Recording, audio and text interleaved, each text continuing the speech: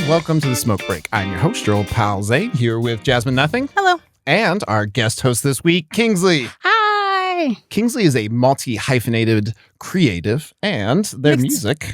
Sounds like the first sip of champagne. God damn. We nailed that. That was perfect. That was perfect. Thank you so much for joining us. I'm so excited. Thanks for having me. So when we were talking to you first, something that you brought up as one of your topics that you wanted to talk about was Breathplay, which I think is like a really cool word choice. Yes. So it is trademark, so you cannot steal it from me, internet. Take that. But I started off as a breath work facilitator and just learning about decolonizing the mind as we're all currently going through. I didn't like using breath work. I didn't like thinking that I'm working to do this thing. And so I started the term breath play, which is really just playing with your breath and seeing and exploring what your breath can do. Can it create joy? Can it create happiness? Can it manifest, $1 million? Let's find out. Let's play around and find out. Yeah, I like that. What do you think is the role that like breathing plays just in like management of emotions? Well, when you're, when you're trying to calm down and you're like, and they're like, calm down, breathe, or you're so fucking mad you can't breathe. You're like, I literally am so mad, right? Or like, even when you're smoking that, like, and you're holding it because you want to get real fucking high, and then you breathe it out, right? And so it is integrated in so much of our life. We just don't know how to use it to, the best. It's like they say, like our brain, we only use 10% of our brain. We really only use like, 10% of our breath when you think about how much your breath can do. Yeah. I was thinking of all the times where like, I don't know, if you yell to somebody to calm down or to take a deep breath, I feel like that is the thing that will make me so mad that I will not want to breathe. And also every time that I actually do take a moment to be like, oh, I actually am going to take like a deep belly breath or something, it's so effective that it's kind of annoying. Yeah, but you said, like, oh, great, they were right. It turns out I just need to take a moment and breathe. My little sister is always like, calls me to calm down, and she's always like, God, I hate that worked. It's very annoying. I kind of love when stuff that I'm just like, man, I hate that works. But I feel like breath is kind of one of those things where, you do it your entire life, but you're not really like doing it intentionally. Yeah. Yeah. And I think if you knew that you could control your emotions through your breath, that's quite literally free. Like, would you not do it? Yeah. In a world that charges you for literally everything, this thing is free. And that is so powerful. Yeah. Definitely. I was thinking of a time where I was like very sick, and it was like a really hard time at work where I was doing lots of like these like, deep breaths to like, get through like tough stuff, and I was super sick. And where every time I would take a deep breath, I would cough. I would like catch, and it was like the worst like 3 weeks of like this one thing that I was like, oh, this is actually really effective, and I should do this more often. Never mind, it's immediately not an option. Dope. Never mind. Don't do it while you're sick. Yeah. Oh man. Well, there is breaths for because it was shortness of breath. So there's a technique to do when you can't get all the way down there. That makes sense. Okay. Yeah. So what's can somebody expect from maybe like one of these one of these sessions. Nothing of what like if you type in YouTube breath work, right? Not that. It's not going to be that because I don't know what you can and can't do. So obviously before the segment closes, we're going to do breath work together because that feels like we should. I was supposing we might. Yeah, I was hoping we would.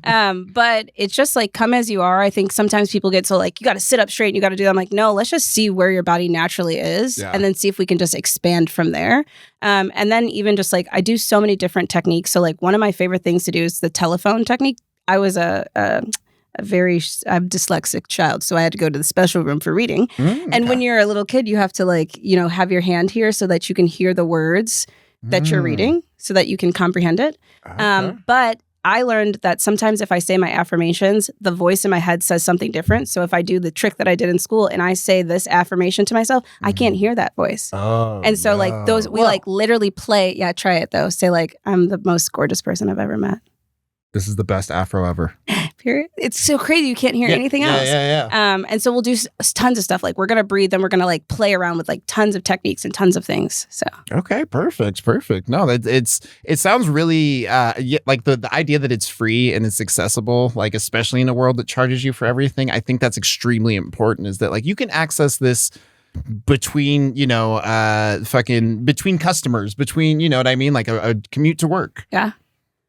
I was also thinking about like at work, we do a lot of like, oh, let's take like 3 belly breaths together, whatever. And it's meant to be like accessible to everybody. But like one of the things that people frequently say is like, the purpose of it is to make you feel like in your body, and everyone's like, fuck that. That's the one place I don't want to be. Like, I need escapism. Yeah. Like, don't make me more here. That's not what I wanted to ever. So I wonder like about the balance of those things too. Yeah. To be in your body. I guess I wonder what the purpose of being in your body is. I think it's being more present is the word that they're looking for. But if you don't want to be. People don't want to be. Right. The present's not that dope sometimes. A lot of the times, actually. Yeah, the deep belly breaths are really nice of like centering myself so that I can come to a better decision. Right. But sometimes I need an extra boost and I don't want to drink any caffeine. So I'll do like fire breaths to like hype myself up, right? Or sometimes I'm like holding back tears because I'm an Aries and I don't like to cry. And so I literally do a technique that triggers crying. So I can cry it out, move the fuck on. Love that. At a time and place you like feel so inclined. Yeah. I like that. In a closet where no one can see me. Exactly. The crying place, obviously. The crying place. I think I might be like the only Cancer that has no interest in crying. Oh, Cancer. Do you know your big 3? No. Do you know your big 3? Superman, Batman, Wonder Woman. Shut up. Leave. No, I don't. That's going to be a clip.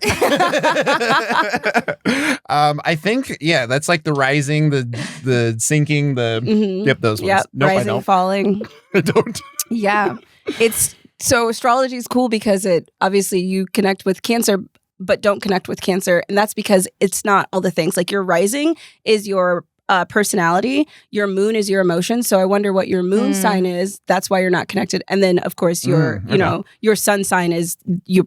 Like I'm an Aries, so obviously I'm an Aries. But like I'm a Sagittarius moon sign, and like I do so many things that align with Sagittarius. Sure. So definitely checking to see what your moon is of like why you're not attracted to crying. Because you might be an Aries, and I get that, or Sagittarius, and I really get that. I feel like the only things I know about the Cancer stuff is like being like super emotional, which I am, but like I just keep it to myself. And like nurturing family stuff, which not like actual family, but like the people I choose to be family. Yeah. Like home body stuff. Yeah. Those are the things that I know. The end. That's enough. That's all I got. That's more than enough. Mm-hmm. That's more than enough. You had mentioned a couple variations of breaths earlier. Like were you just like the fire breath? So are there different, this is going to sound really dumb because I'm an amateur, but are there different kinds of breaths? Yes. And we study all of these white men that went all of these places and came back and was like, I'm going to name this after myself. No way. Yeah, I did this. So the Wim Hof breath is like one of the ones that most people know. And that's the belly chest out, right? Okay. You know that with birthing too, right? That's the same sound you make with birthing. So there are tons of different names for the breath. There's lion's breath that if you can't access this, you do like the and that's the breath that you do since you couldn't get into your chest. Sure. Okay. But I make up my own. I call one of them an ocean breath because I literally breathe like the ocean and I'm moving my body. Yeah, you feel like it's like... we're going to do the balloon breath today. I made that up. I don't know. It looks like a balloon to me. Everything's so that's made the up. thing. That part. Honestly, that part. Yeah. So yeah. There's newer names. There's newer names and I'm going to be myself and make it up and hopefully they write a book about it. I don't know. Listen, they gave Wim Hof a fucking breath. There should be a Kingsley, something. okay? I'm just saying. Yeah, no, that's really awesome. So how did you kind of go about like discovering some of these? Was it just like, I mean, I imagine it was like a lot of playing, but like, was it feeling that that it had done something special for you and maybe try to recreate it? I'm not going to give this man a lot of credit, but my ex is the reason to why I am with breath. I kind of ran with it, but I was mad about something because I'm an Aries and he was like, you need to like breathe. Let's do this little thing. And it was, it's a universal breath. It's in for 7, hold for 4, out for 8. It's called the breath of life. Okay. And I got tricked. Like I'm an Aries addicted. I was like, what more can I do? And then COVID happened and it was like literally on the internet. It was like a free masterclass or whatever. And I was like, sign me up from that. Sure. And then I took another one and then I took another class and I took another class. And then I started showing my friends because I'm like, you guys have to try this. Yeah. It's amazing. And then I started like actually teaching it at retreats, and then started being, having my own clientele, and it really was a snowball. But like it's originally stimulated from, I was a fucking crazy Aries and I needed to calm down all the time. Like I just needed to calm down,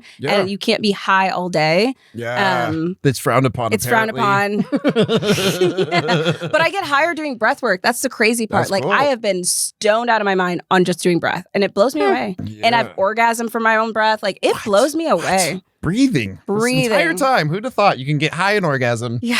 Maybe even at the same time. Yeah. If you're lucky. Holy smokes.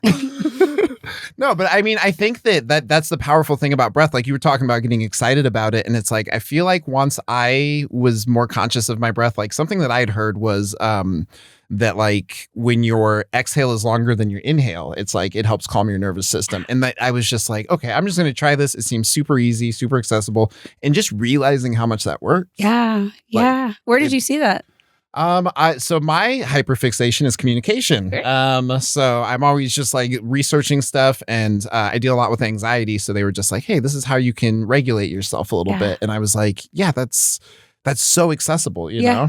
Oh, I love that. That warms my heart. I think about it a lot at work too. Like Zane and I are frequently in like escalated situations with young people who are very dysregulated. And I know that like for me, like if I'm like in a situation where I'm like getting screamed at a bunch or something, like just being able to, even if I don't actually do it, I like physically think about putting my hands in my pockets, even though a lot of like femme clothes don't have pockets. So I just have to think about it. But like what is like the relaxed like posture and like stance of a person who's just like hanging out with their hands in their pockets, like not feeling intense or activated at all. And then try and breathe like that person would theoretically breathe. And the more I role model that to the person who's screaming at me, sometimes they're able to like come down that body and like mirroring. match. I love that. I do that a lot with a lot of body mirroring when I'm doing like podcasts and interviewing. It's like really nice to like just match the person. And so that's actually really cool that you do that for students. Yeah.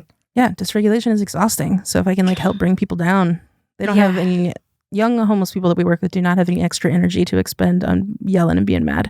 Yeah. So I'm trying to help them save a little of it. Yeah. Well, hopefully the balloon breath is going to be your new go-to. All right. No, I'm definitely curious. So yeah, we got a little bit of time. So tell me a little bit about this balloon breath. So I literally I have exerted a lot of energy, and it really just brings me down. Sometimes I'm beat them up now, ask questions later. Fair. And that's not always, it's like the SpongeBob with like, you have to ask him a question first. You just can't go in swinging. And so I found this, like the expansion of it to be really quick, and you only have to do it 3 times. And I'm like in and out. I don't have a lot of time to do stuff. And so, we're going to do it. Huh? This is right up Zane's alley. Yes. No time. Move it along. No time. So it's going to be in through your mouth the whole time. And you're just going to breathe in through a straw, like you're filling up a balloon, and you're just going to hold it at the top. And I'm going to say, take in more air, take in more air, take in more air. And then when I say release through the straw, you're going to go just like that. Super simple. Okay. You don't have to fix yourself. Just be as you are. There's no rules. Okay. Here we go. Let's take a deep breath in. Hold it. Take it more. Take it more. Let it out. Good. Do it again. In. Take it more. One more. Hold it. Let it out. Last time. Here we go. More. More. More. One more. Let it out. I feel high. That was sick. And right and zen, and it's like right here. It's going to be funny to listen to on the podcast. Absolutely. It'd be way better to watch. Oh, excellent. No, I appreciate you running us through that technique and sharing that with some of our listeners. So I appreciate you. Awesome. We're going to take a real quick break, and we will be right back with the smoke break. And welcome back to the smoke break. I'm your host, your old pal Zane, here with Jasmine Nothing. Still here. And Kingsley. Alive. Alive. Thank goodness. Got to start somewhere. Yeah, we were breathing and we continued to do that. So that was fun. The thing that I wanted to say is our preamble, which is just to inform you that this is for entertainment purposes only. And we work in the field of mental health, but don't claim to be professionals in this space. Our intention is to have conversations around lived experience. And as a result, we may not always agree with everything that our guests say, but we do intend to hold space for conversations and learning from one another. So yeah, thank you for sharing with us. I love that. Yeah. The quick disclaimer. Yeah, you got to do it. You got to do it. Otherwise, they're just like, nope, I'm pretty sure that was a doctor that told me. TikTok said it. Yep, TikTok said it. So the second topic that you kind of wanted to talk about was the idea of creation being the opposite of depression. Yes. Tell us more. Tell us more. I'm just learning that like my lowest of lows, the best way to get out of it is making something, and that's it. It's just making things make something. To make something make sense. I have the hardest time making things when I am depressed.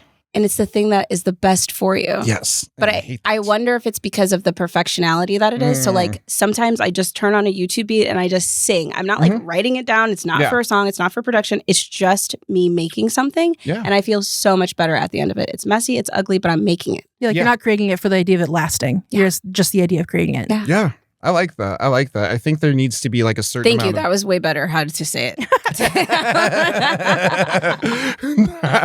I appreciate that idea just because it's like, I don't know, when I'm depressed, I want to create and I know that creating makes me feel better, but creating something that I don't like or that is poor quality can make me feel worse. Yeah. But I think that if I go into it with the mindset of like, this is for the sake of creating, not for the sake of releasing, that I can kind of detach from it and just enjoy the process. Yeah. And, maybe even make something better because I'm detached enough. Yeah. I mean, we're humans. We're supposed to make things. Like it's inevitable. We're supposed to commune and make things. It's the two of the most, I don't know, like primal thing. Yeah. You got all my words today. keep filling my soul. I was also just thinking, like Zen, you frequently talk about the idea of like making something bad so you can get it out of the way. Yes. Because now you have one less bad thing, and you're getting one closer to like the good thing you're going to make next time. I have that same ideology. Yeah. I'm like, get it out so that we can see what it's like, so we can make the next thing. Yes. Move, hustle, clear some of the clutter. Yeah. Honestly, no. Where's your I guess like your idea with that coming from? I think I just don't care. It's the problem. I'm just like, I want to not care. Well, cool. if you know, is there a breath for that, please? Seriously, yes, there is. It's called "Turn on Meg the Stallion, Throw Some Ass." It's a long title. Trademark too. It's actually very awkward. Still working on it.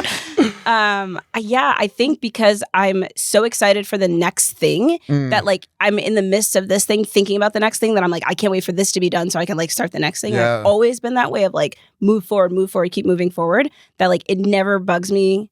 I mean, my first record was not terrible. Sure. It's a great record, but I look back and I'm like, oh, honey, I wouldn't have done any of those things. Yes. And we ran out of money, so the project had to be done. That was the main thing. I was like, well, we are officially finished. Yep. This is the budget. I mean, did you make the best thing you could with the information and the resources and skill you had at the time? Maybe. and then you did. I mean, the next one was better because you had more of those things. The next one, and this last record, I literally, every record, I'm always like, this is the best thing I could have made. This is the best thing. And now this record, I'm like, this is the best thing I could have ever made. And it's because of all the trial and error. I don't play now. I'm like, I know exactly what the thing is going to be like because I tried it already. And and so like make it, be done with it, move on from it. Nobody cares. And not to like make people feel bad, but you're not special and no one's going to remember anyway. So like just make your fucking shit. Honestly. Make your fucking shit. I think that that's like almost like a better perspective because it's like, I think that we get this idea that we are special. Therefore, everything we make must be perfect. Therefore, if it's not, that we're flawed. And it's like, once you realize that you're not special and that you're probably going to release some bad songs also, then it's so much easier to see yourself as like, I don't know, like even my favorite artists, there's songs on the album that I'm like, I don't fucking like this. Next. Yeah, absolutely. Absolutely. I know this one isn't good. I'm going to the next one. But for some reason, I think I'm above ever creating a song that you would ever skip. Yeah. Do you know who I think I am? You also have an older EP that you loved when you put it out, and I still love now. Thank you. And I don't, but thank you. I specifically was saying what I thought of it. Thank you. And you have a new one coming out soon, which you're really excited about. Yes. Yeah, but I mean, I think that there was a lot of songs that like I'm not a fan of that like I wouldn't have put on there that like I had to get that stuff out of the way. And I had to create at a time when, you know, I didn't necessarily feel like it. Like I was struggling with like a lot of mental health stuff at that time. And it's like, okay, I don't feel good, but this might make me feel better / might make me feel worse, but I have to take a chance. Yeah, I just have to get the story out. In order to change the narrative has to be written. And so it's such a great thing. And yeah, I mean, my new record I'm obsessed with. I do not like singing songs from my old record. And it was a breakup record. I'm tired of singing about that, man. It's over. Yeah. Doesn't deserve any of the songs. Yeah. Well, I mean, do you feel like that there's that time and distance that comes between you and like the last thing you released where it's like that was really important to me at the time, but we're also kind of past that time. Yeah. And it should be because you're growing as a person. Like nothing should stay the same. Because you've moved on from it. And I think that's the thing of like creation is opposite of depression. Like it's getting you out of the thing. So it shouldn't resonate with you anymore. You're not in that space. Yeah. We've talked about that with like some of your older jokes that you tell too. Where like you still like the jokes still hit, but like you don't necessarily like feel them like attached to them anymore in the same way. Yes. Because like your life has just moved on and like your circumstances have just changed so much since you wrote those originally. Yeah. Well, and it kind of reminds me of what you were talking about where it's just like, yeah, I've moved past this point. So like I'm just not as connected to that piece of art. Do you ever feel like there's stuff like that you've written with your stories and stuff like that? Mostly when I go back and read the old stories, I'm just like, God, the old ones were sad. Like they were such so were my old songs. Bummers. And it wasn't, I don't know, my show has been around for almost 9 years now. And I would say the last 4 years, 3 or 4 years is when I was like, oh, you should probably make some bits funny. Otherwise, because I've gone back and read some of the ones from the first 2 years and just been like, fuck me. But like, these are so heavy. Telltale, like it was out of necessary need for community gathering through what was hard. Like there was hard life happening and you needed people around you that were also going through hard. So that art represented that thing. Totally, which is like still accurate. That's still kind of why Telltale exists. I just think that I can still do all of those things while bumming people out slightly less. At the same time, it makes the stories more fun to tell if people leave on a laugh instead of me just being like, everything sucks. And I also agree. Yeah. Here's a lot of really long stories about how much it sucks, specifically with like pretty words. And so now I do that like half the time, but like funny bits in the middle. Yeah, they have a helps. thing in college. It's called after dinner speech. And it really is like taking a really tough topic and like making it really funny and light because that's cool. There should be like the hard bits and then you should laugh about it and there should be the hard bits and that's comedy, right? It's like we're talking about some crazy shit, but you're gonna laugh because you know you can spark conversation from both things. Yes. Yeah. Well, and I think that I would say like my music and my comedy have been very separate in the way that like my comedy has always expressed what I felt like my music couldn't and vice versa. So yeah, like I definitely wrote from like a really, really like sad place for like a long time. And I lost my fucking train of thought. I was like, please. Do you think that's shifting though?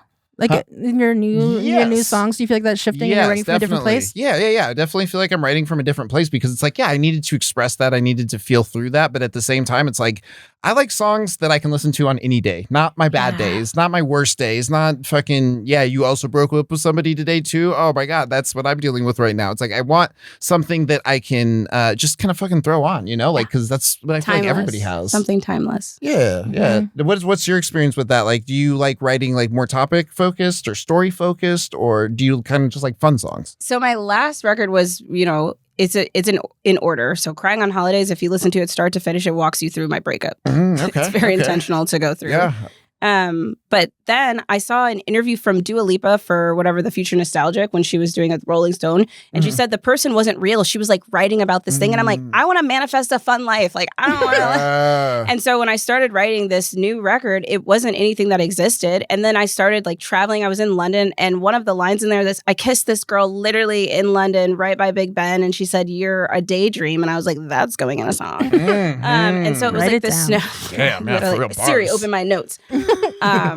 It snowballed into this thing of like, I'm writing things that I want to happen. Like we always think we have to write from this thing and everyone wants people to be this sad and know that. But couldn't you do the opposite too? Like, couldn't you write from something that doesn't exist that is really whimsical and really fun? And so this next record really challenged me to like get out of the like, you know, I love sad girl music, but too. Fuck's I sake. do too. There's only so many. Yeah, but I Yeah. mean, like, I guess like the hip hop that I kind of came up on was like the conscious stuff that where it's. I mean, a lot of it was kind of breakup stuff where it was just like atmosphere. You just like this, like at the time, I guess that's what I needed. But like now that I've grown past a lot of that, it's like, okay, what's just like something I can listen to? What's something I can connect with? I like the idea of creating something in the opposite direction of like, yes, I might be feeling and experiencing this, but like, what if I just, tried to create feelings? Like, don't live in that. Like, go somewhere else. Exactly. Yeah. And would that pull you out of depression if you're writing something that you're not currently living in? I feel like sometimes yes, because like sometimes I will write myself into like I'm dealing with this better than I actually am. And then I kind of feel like I'm dealing with it better than I was. Prophet. Yeah, I'm just trying. I'm just, just imagining the universe and creating it. It's no big deal. Oh my God, that's super funny. But so what's been your experience with depression? Because I imagine if you've been using creation to get out of it, that it's probably something cyclical or. I am a very late depressor of life. Okay. I never experienced depression until a year ago.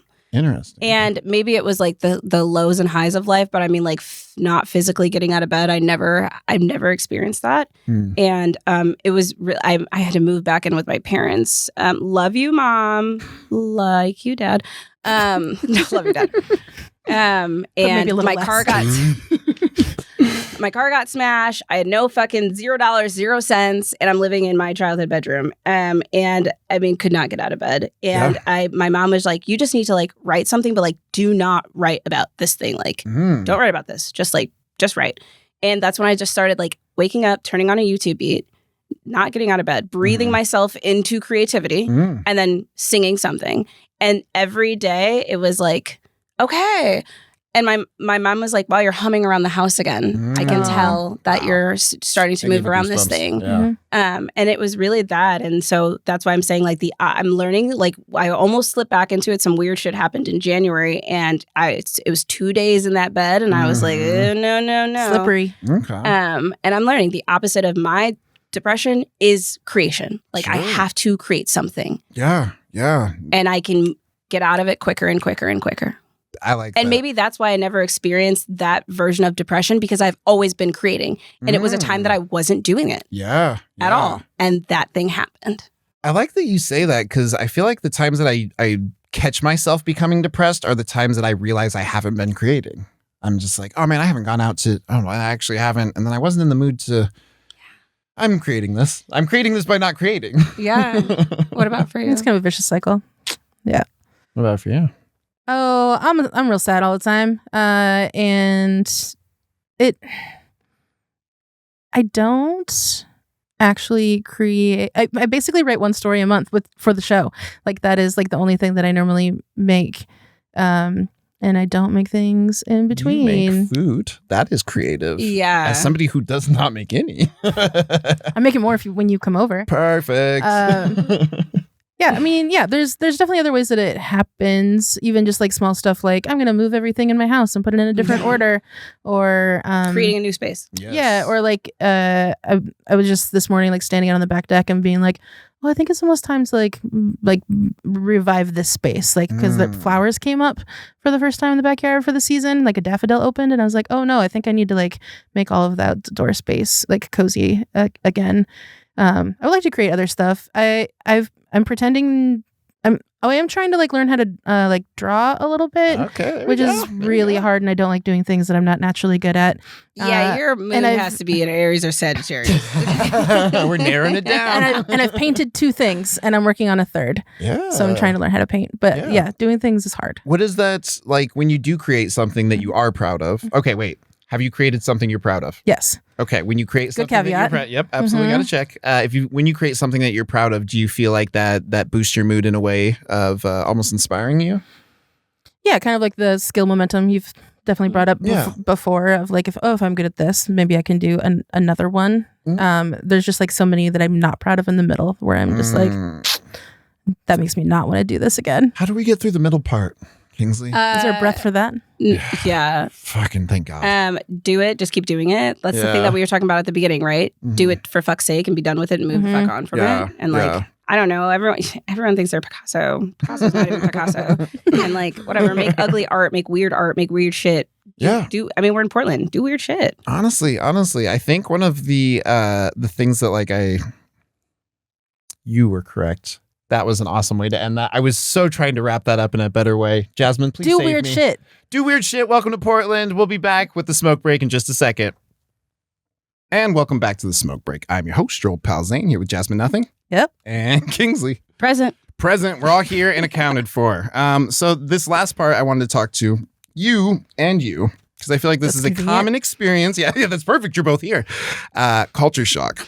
So culture shock, for those of you who might be hearing about this for the first time, is just kind of like the idea of going to like a new place and it being so different from the place you're coming from that you're like, whoa, wait. Like I went to China, so I had culture shock. I was like, this is vastly different. Have you ever experienced that? Yes. Okay. I'm a world traveler. So, I was in Iceland and there are no Negroes there. And that was Portland's white, but man, Iceland is white. It's in the name. It is white. Yeah, culture shock. And I was in London for 6 months and I was in Lisbon. And yeah, I haven't been to a place where I've been like, I need to go to Africa because I'm like, every place I go to, it's like far and few Black people. And it really is a culture shock. And I was in line going to the DR. Actually, that's where I saw a lot of Black people. I was in line and this white guy had never seen a Black American except for on YouTube. So he's like asking me questions about baddies. I've never seen baddies. I wasn't allowed to watch it as a kid. I don't do it as an adult. It's just the rules that I follow in my household. Oh my God. And I'm like, I don't know any of the baddies. Like, what? Well, he's telling me I looked like a baddie. And then I looked up the show and I said, oh, that's why. Jesus Christ. That's why. I didn't know it was an insult then, but I was like, thank you. I am a baddie. Happy Baddies Month. I went to China when I was 19. And that was You lived in China for excuse me. I lived in China when I was 19 and I'd only lived in like a small town of like 3,000. I'd lived in like other places around America like Iowa, small town Oregon, but yeah, it went from 3,000 to like just millions. And it went from understanding a language to realizing that like I can only order what I know how to say. That's the only food I can eat is my vocabulary. But I mean, there was also, I feel like a sense of culture shock when I got back. Where it was like I'd gotten so adjusted and accustomed to the customs that when I came back, like, for example, there's the like in the Chinese, like when speaking Mandarin, there's tones, right? They go up and down. So there's not as much tone of voice like when they're saying things. But when I got back here, like tone of voice, animated. The inflection, like all of it, it was like super triggering to me because I was just like, whoa, I'm trying to like decipher what you're trying to say because like just because you said these words doesn't mean it's these words. They whisper so much in England and I'm a Black girl. So like literally my best friend Alana, who still lives there, was like, they think we're arguing and we're literally just like talking about out loud. So I'm just talking loud and using my hands and be like, bitch, then this. And they're like, oh, holding my pearls in my teeth. Oh my God. You're safe here. You're safe here. So you're a world traveler. What's kind of taking you around the world? Heartbreak. Next question. There was no place on earth far away from my ex that I couldn't get to. Damn. Yeah, no, I literally sold all my shit and I was like, I'm gonna go find myself. Then I got broke and I was still sad. Damn. They'll tell you about that part. I ran out of money. I was like, I gotta go home to find myself. Where it's cheaper. Yeah. It's cheaper. I find myself where the rent's affordable.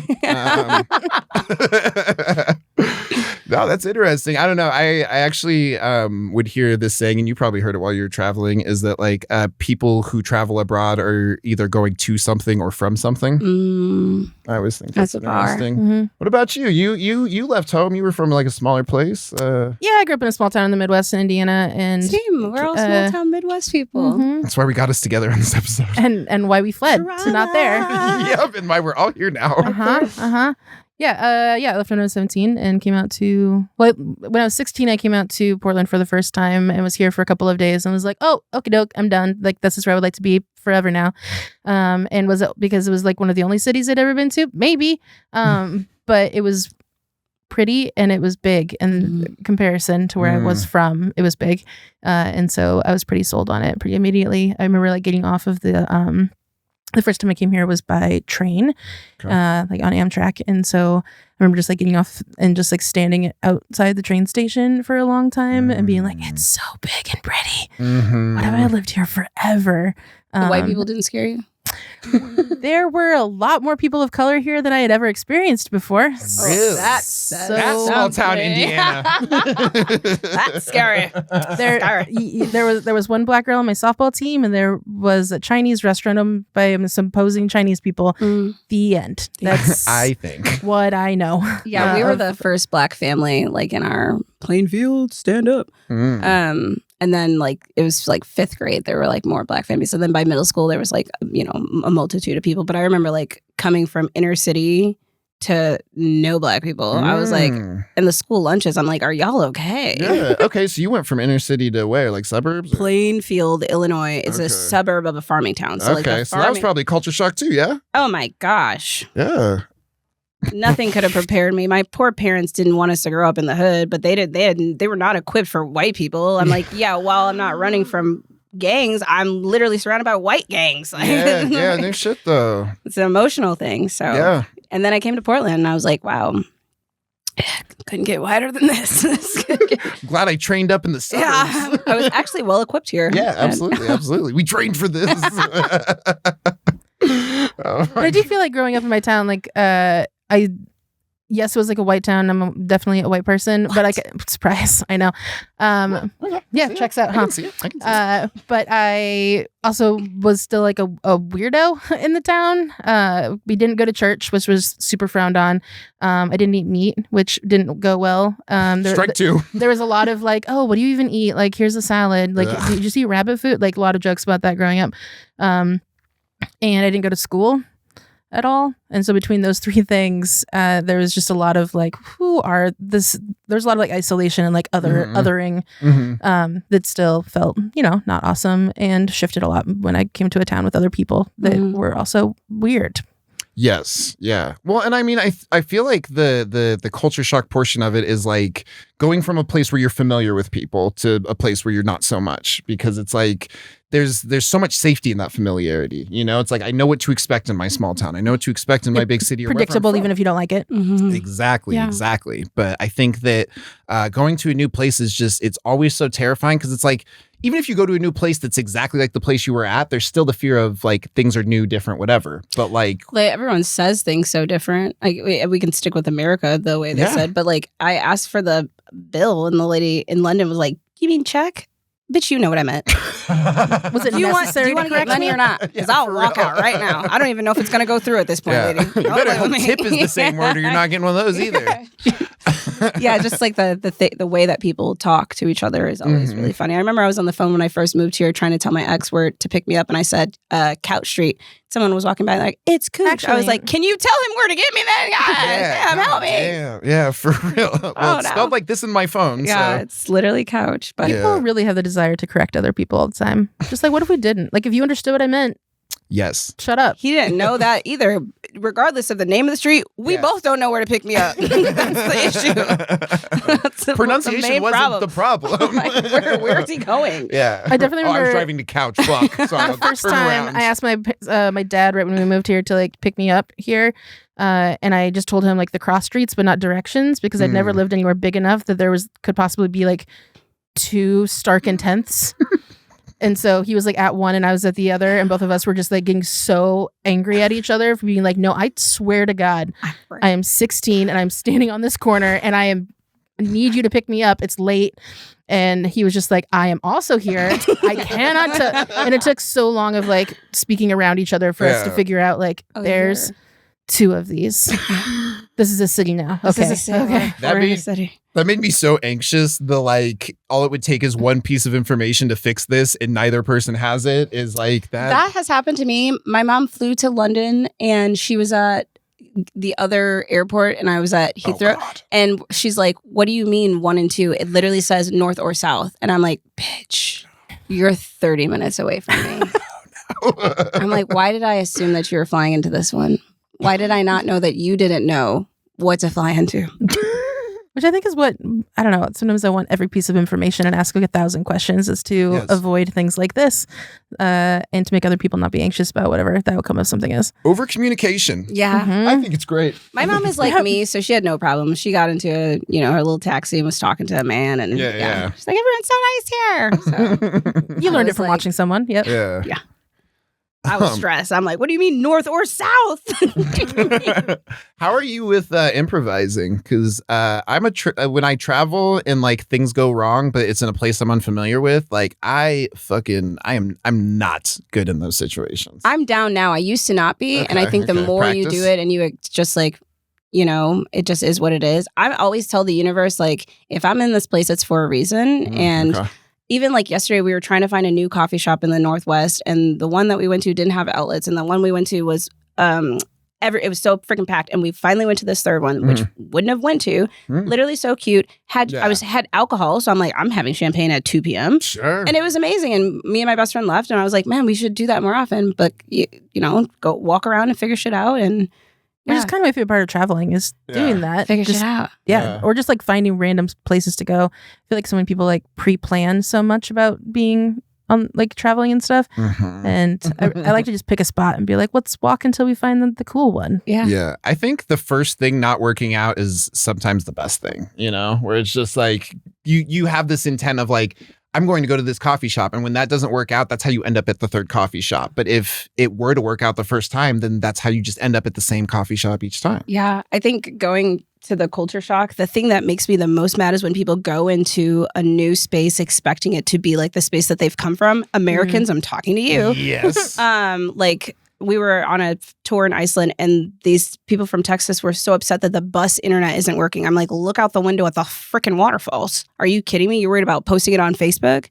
Are you kidding me right now? You can still take pictures. So just stuff like that, or like the line is taking long when we were, getting back from Canada, and they're literally like, this line is all like it's a line. We're literally going through customs. Like, what's happening? I had something similar to that. I remember, so I was coming back to America because you have to like do visa things. So I was coming back to America. We had a layover in Japan, and it was like, I don't know, it was like a 4-hour, 5-hour layover, And like when you're traveling, layovers kind of a pain in the ass. Sure. But the fact is that we were in Japan for like 5 hours, and this dude is sitting over what there. if that was cool?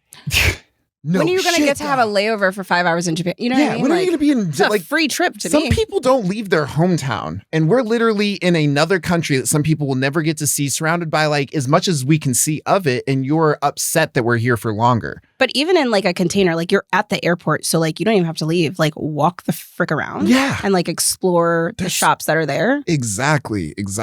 I think there's so much. I don't know. Americans are always so weird because it's just like I almost said I love you guys. I do not. I like some of you individually, but I do not. You quote her on that. But I think that, like when I was traveling, that was like where a lot of the privilege stuff kind of like, it became more apparent of like the things where, it's like, well, if you went to another place, you would realize how lucky you have it. And it's like, I do now, I really didn't until I did. Yeah. I went to Mexico a couple of years ago for like a week and a half, and like I already know that like white folks and Americans are not awesome, but God, was the point really driven home. Like at every restaurant where it would be like mostly white people, they would be so loud and rude and take up so much space and have such high expectations of being like catered to all the time. Yeah. And it's not an all-inclusive. No, this was just like some like restaurant, like just. They think they deserve that service. They don't think everyone is deserving of that service. Yeah, absolutely. It was so embarrassing all the time. It's so embarrassing. I'm literally, there's a TikTok sound that's like, and then I hear this agitating voice, and I'm like, that's literally when I'm like, Americans, oh my God. Yeah. Americans, oh my God. It's like, I know I am this also, but I'm so sorry. Honestly, that's how I feel about being half white. I am not. You're not? I'm not, sorry. All right. Well, Kingsley, hey, thank you so much for joining us. It's been a real treat talking with you and just getting so much perspective. And I appreciate you coming and hanging out with us. Thank you for having me. You two are amazing. It's likewise. Well, that has been the Smoke Break, folks. I've been your host, your old pal Zane. This has been Jasmine Nothing. I like breathing. And Kingsley. Gotcha. You goddamn right. We'll see you next time.